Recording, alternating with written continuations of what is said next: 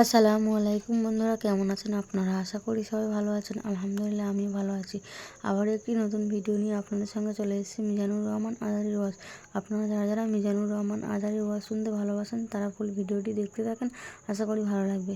ইবনে আব্বাস রাদিয়াল্লাহু তাআলা আনহুর মত অনুযায়ী 3 ভাগ করা উত্তম, তবে এটা আবশ্যক নয়। আপনি 1 ভাগ নিজে খাবেন, 1 ভাগ আত্মীয় স্বজন প্রতিবেশীদের দিবেন, আরেক ভাগ গরিব দুঃখীদের মাঝে বন্টন করে দিবেন।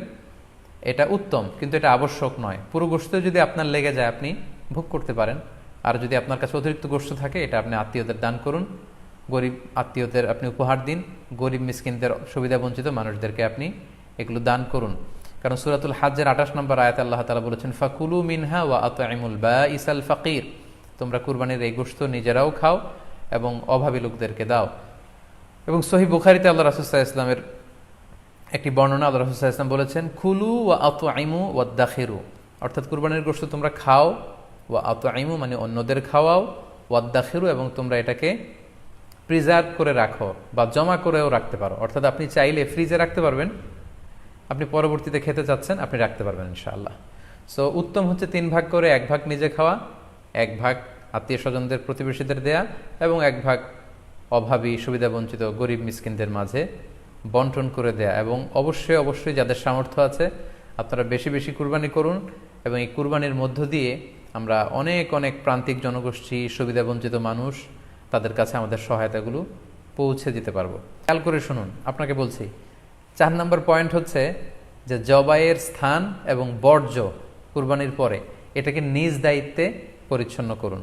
আই রিপিট, আমি আবার বলছি, যেখানে আপনি কুরবানি করলেন সেটাকে এবং এই যে বর্জ্য ময়লা এটা নিজ দায়িত্বে আপনি ক্লিন করুন। সিটি কর্পোরেশনের ভাইয়েরা সরকারি তত্ত্বাবধানে সারা বাংলাদেশের এই সব বর্জ্য আসলে পরিষ্কার করা সম্ভব না। জরিপে এসেছে যে 50 লক্ষ গরু জবাই করা হয় প্রত্যেকটা কুরবানির ঈদে। তো সেক্ষেত্রে আমাদেরকে দায়িত্বশীল হতে হবে। কুল্লুকুম রাঈন ওয়া কুল্লুকুম মাসউলুন আন রাইয়াতিহি, আল্লাহ রাসূল সাল্লাল্লাহু আলাইহি ওয়াসাল্লাম বলেছেন তোমরা প্রত্যেকে দায়িত্বশীল, আর তোমাদের প্রত্যেকের দায়িত্বের ব্যাপারে কিয়ামতের ময়দানে আল্লাহ তাআলা কিন্তু তোমাদেরকে জিজ্ঞেস করবে। তাই আমরা যেন নিজ দায়িত্বে এই কুরবানির করার স্থান এবং বর্জ্য যেন পরিষ্কার করি। ব্লিচিং পাউডার দিয়ে বেশি করে পানি মেরে আমরা যেন পরিষ্কার পরিচ্ছন্ন রাখি, কারণ আত-তুহুরু শাতরুল ঈমান, পরিষ্কার পরিচ্ছন্নতা এটা হচ্ছে ঈমানের অঙ্গ।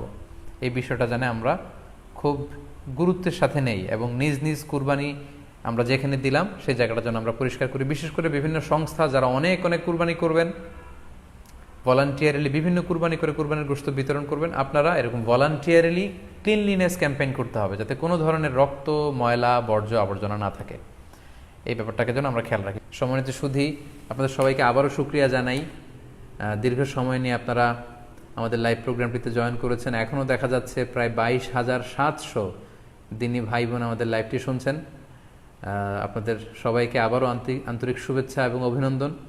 আমরা কামনা করি যে আল্লাহ তাআলার কাছে আমরা ফরিয়াদ করি জিলহজ মাসের প্রথম 10 দিনের যে বারাকা, রাহমা, আমরা যেন নফল আবাদত করে করে বেশি বেশি তাকবীর তাহলিল দিয়ে এই দিনগুলো যেন মুখরিত রাখতে পারি, বেশি বেশি নফল আবাদত করতে পারি, নফল রোজা রাখতে পারি। বিশেষ করে অবশ্যই আরাফার দিনের রোজা যাতে আমরা মিস না করি।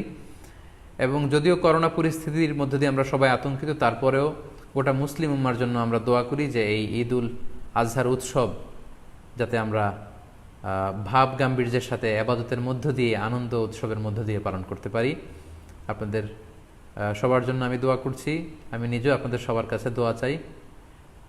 আল্লাহ তাআলা আপনাদের সবাইকে ভালো রাখুক, সুস্থ রাখুক, ঈমানের সাথে রাখুক। ভিডিওটি ভালো লাগলে একটি লাইক, কমেন্ট ও শেয়ার করে পাশে থাকবেন বন্ধুরা। যারা যারা শেষ পর্যন্ত ভিডিওটি দেখেছেন তাদের জন্য অনেক অনেক ভালোবাসা থাকলো বন্ধুরা। আরও নতুন নতুন ভিডিও পেতে চ্যানেলটিকে সাবস্ক্রাইব করে পাশে থাকবেন বন্ধুরা। ভালো থাকবেন, ধন্যবাদ।